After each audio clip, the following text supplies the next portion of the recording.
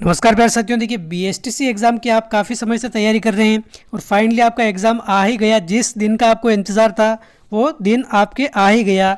तो देखिए इस एग्ज़ाम को लेकर आपके मन में काफ़ी सारे डाउट होंगे कि एग्ज़ाम पेपर कैसा आएगा, पता नहीं इसका स्तर कैसा रहेगा, कितना कठिन आएगा पेपर, कितना सरल आएगा, मेरी तैयारी इतनी है नहीं तो मेरा सिलेक्शन होगा नहीं होगा, या फिर मेरे दोस्तों की इतनी अच्छी तैयारी है तो उनकी तुलना में मेरे नंबर काफ़ी कम आएंगे।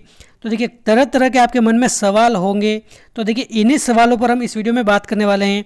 आपके मन में जो आशंका हैं उन आशंकाओं को इस वीडियो में हम दूर करेंगे, ताकि इस वीडियो के बाद आपके मन में एक तरह से जो कॉन्फिडेंस डाउन हो रहा था, आत्मविश्वास कमज़ोर हो रहा था, वो एक तरह से पूरा बड़े अच्छे से कॉन्फिडेंस आपके इंक्रीज़ हो और पूर्णतः मनोबल के साथ, आत्मविश्वास के साथ आप एग्ज़ाम देने जाए। तो इन्हीं बिंदुओं पर हम इस वीडियो में बात करने वाले हैं।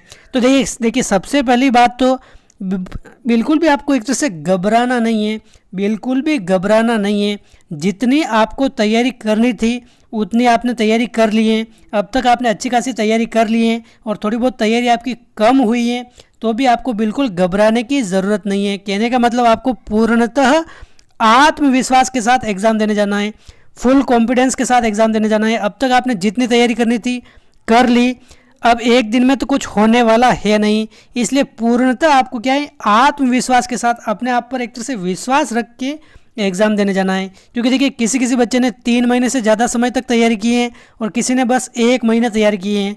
तो देखिए जो 3 महीने से ज़्यादा तैयारी करने वाला है, या फिर जिसने 2 से 3 बार सिलेबस अच्छे से कवर कर लिया है, और वो भी अगर इस समय घबरा जाएगा तो एग्ज़ाम हॉल में आपको जो क्वेश्चन आ रहे हैं वो भी गलत हो जाएंगे, वो भी गलत हो जाएंगे और एक तरह से आप पिछड़ जाएंगे। 3 महीने तैयारी करने का कोई फ़ायदा नहीं होगा, या 2 से 3 बार सिलेबस करने का कोई फ़ायदा नहीं होगा। जब एन वक्त में आप उन 3 घंटे में अच्छा परफॉर्मेंस नहीं कर पाएंगे तो ये 3 महीने कोई काम के नहीं है। मेन तो ये 3 घंटे हैं, इस 3 घंटे में अपने माइंड को एकदम से फ्री रखना है। और किसी किसी ने केवल 1 महीने तैयारी की है, केवल 1 महीने, और वो पूरे एकदम फ्री माइंड से एग्ज़ाम देने जाएगा। जो होगा वो देखा जाएगा, इस तरह से सोच के जाएगा। तो हो सकता है वो अच्छा स्कोर कर ले, इस 3 महीने से भी वाले बच्चे से भी ज़्यादा स्कोर, अच्छा स्कोर कर सकता है अगर फ्री माइंड से वो देने जाए।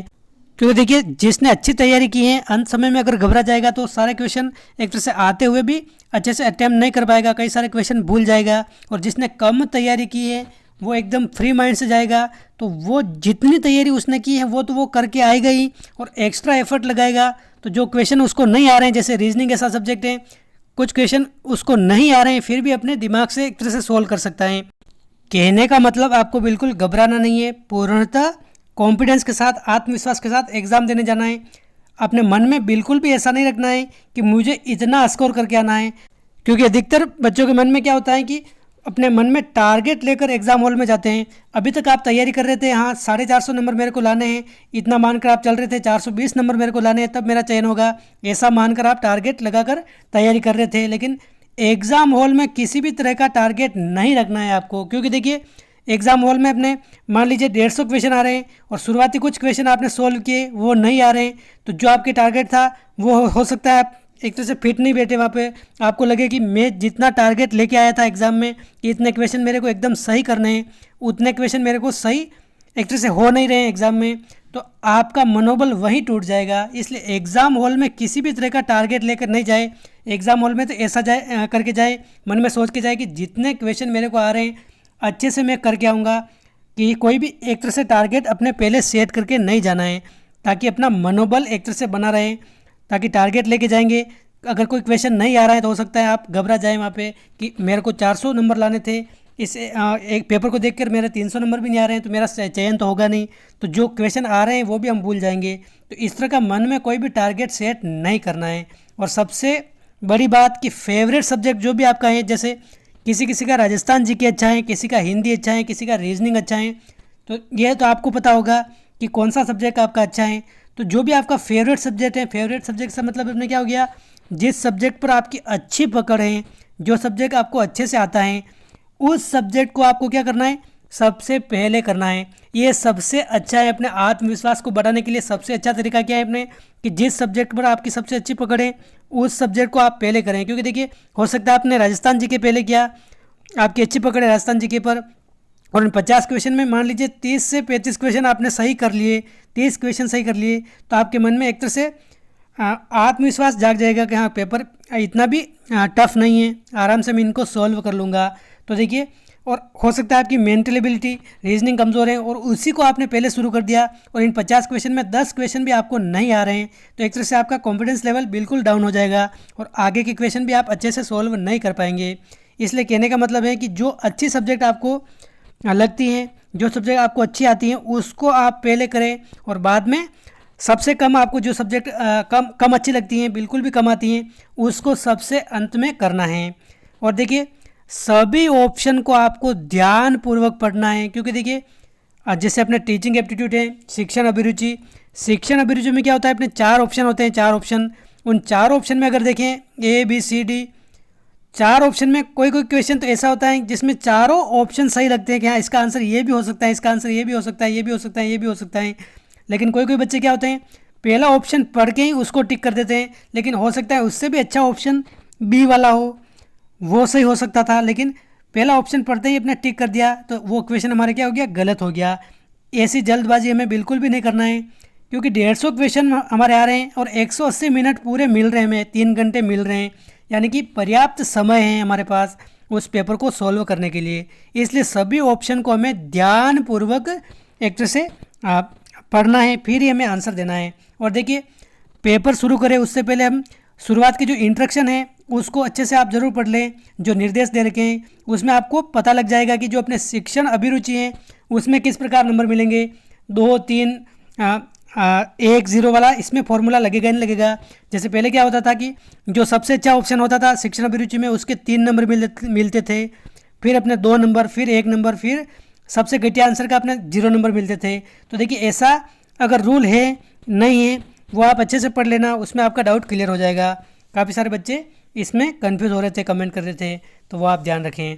और देखिए, साथ साथ गोले भरते रहना, आप जो भी आपने क्वेश्चन कर लिया है, हो सकता है कोई कोई बच्चे होते हैं कि 8-10 क्वेश्चन करने के बाद उन गोले को अपने एक तरह से काला करते हैं, और कोई कोई बच्चे होते हैं साथ साथ भरते रहते हैं, और कोई कोई तो बिल्कुल पूरा पेपर सॉल्व करने के बाद अंत में ये गोले काले करते हैं, गहरे काले करते हैं इस तरह से।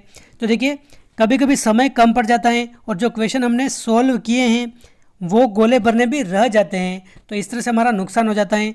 तो इसलिए या तो आप साथ साथ उन गोलों को काला करते रहें, या फिर आपको क्या करना है, मान लीजिए आप 10-10 क्वेश्चन करके भी इनको एक तरह से भर सकते हैं, या फिर साथ साथ भी आप कर सकते हैं। ऐसा तो बिल्कुल भी नहीं करें कि राजस्थान जी के 50 के 50 क्वेश्चन मैंने पहले सॉल्व कर लिए, टिक कर दिए, और फिर मैं इनको ऐसे भर रहा हूँ लास्ट में।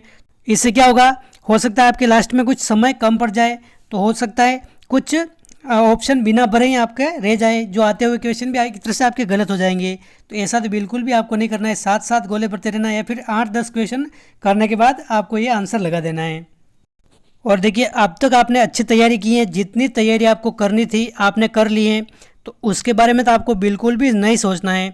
अभी जो आपको समय मिल रहा है एक तरह से फ्री माइंड रखना है, और एग्ज़ाम से पहले आपने जो भी ज़रूरी चीज़ें, वो तो आपको सभी को पता ही होगा, एडमिट कार्ड, पेन वगैरह, जो भी आपके आधार कार्ड, फ़ोटो, जो भी चीज़ें चाहिए, जो पहले ही आप एक तरह से उनको अलग कर लें और साथ में ले लें, ताकि एग्ज़ाम की जल्दबाजी में एक तरह से उनको कहीं घर पे भूल नहीं जाए। ये आप सभी को पता ही होगा, वैसे नॉर्मल बात है। तो बिल्कुल कहने का मतलब यह है कि एक तो आपको पूर्णतः आत्मविश्वास के साथ एग्ज़ाम देने जाना है, बिल्कुल भी टारगेट मन में सेट करके नहीं जाना है कि इतने क्वेश्चन तो मेरे को करके आना ही है। ये टारगेट बिल्कुल भी मन में लेके नहीं जाना है। ये टारगेट हमने पहले लेकर एक तरह से अच्छी तैयारी कर ली है, तो एग्ज़ाम हॉल में तो ऐसा टारगेट बिल्कुल भी सेट करके नहीं जाए। और अपने फेवरेट सब्जेक्ट को सबसे पहले करना है, सभी ऑप्शन को क्या करना है, ध्यानपूर्वक पढ़ के साथ साथ गोले भरते रहना है क्वेश्चन करने के बाद। और देखिए, माइनस मार्किंग तो होने वाली है नहीं, पहले तो उन क्वेश्चन को करना है। 2 से 3 फेज़ में आप इन क्वेश्चन को कर सकते हैं। सबसे पहले तो 150 क्वेश्चन जो पूरे हैं, उन क्वेश्चन में क्या करना है, सबसे पहले जो क्वेश्चन एकदम क्लियर आ रहे हैं उन क्वेश्चन को आप कर ले। जैसे मान लीजिए 150 क्वेश्चन है, 50 क्वेश्चन आपको एकदम कंप्लीट आ रहे थे, जिसमें बिल्कुल भी डाउट नहीं है, एकदम सही है, उन 50 क्वेश्चन को एकदम कर लिया आपने। फिर कुछ क्वेश्चन ऐसे होंगे, जैसे 20-30 क्वेश्चन ऐसे होंगे जिसमें आप 2-2 ऑप्शन में कंफ्यूज हो रहे होंगे, तो ऐसे क्वेश्चन को आपको थोड़ा सा समय लेकर उनको कर देना है। और अंत में आपको क्या करना है, जो बिल्कुल भी नहीं आ रहे हैं, बिल्कुल भी नहीं आ रहे हैं, उन सभी को टिक लगा के आना है, क्योंकि देखिए माइनस मार्किंग नहीं है, तो सभी क्वेश्चन तो आपको करके आना ही है। और भी जो आपके निर्देश हैं पेपर के आगे वो अच्छे से पढ़ लेना। तो दोस्तों इस वीडियो में बस इतना ही, बस आपको थोड़ा सा मोटिवेट करने के लिए ये वीडियो मैंने आपको प्रोवाइड कराया है। तो देखिए सभी को एग्ज़ाम की हार्दिक शुभकामनाएं, बेस्ट ऑफ लक। मेरी शुभकामनाएं आपके साथ है कि आप इस एग्ज़ाम में अच्छे खासे नंबर लाके 400 प्लस नंबर लाके एक अच्छा कॉलेज आपको मिले और BSTC करके आप जल्दी टीचर बने। बेस्ट ऑफ लक सभी को।